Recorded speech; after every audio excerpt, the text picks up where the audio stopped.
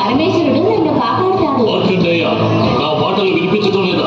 భూమి మీద నీ ఆయుష్ పరిసమాప్తమైనది.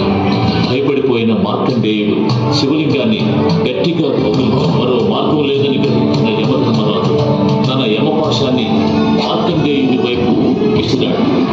కానీ ఆ యమపాశం మార్కండేయునితో పాటు శివలింగం చుట్టూ చుట్టుకుంది.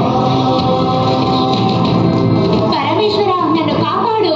ఆ విధంగా మార్కండేయుడు విలపించగానే అప్పుడు ఓ అద్భుతం జరిగింది. కళ్ళు మూసుకుని ఉన్న మార్కండేయుడు శివలింగం గ్రహించి తన కళ్ళు తెరిచాడు. అప్పుడు ముక్కంటి అయిన పరమశివుడు ఉగ్ర రూపంతో ప్రత్యక్షమయ్యాడు. నీకెంత ధైర్యం ఉంటే నా భక్తుడిపైనే యమపాశాన్ని విసురుతావు? పరమేశ్వర, ఆ బాలుడు ఆయుష్ పూర్తయినది. అందుకనే ఈ మార్కండేయుడు ఎప్పటికీ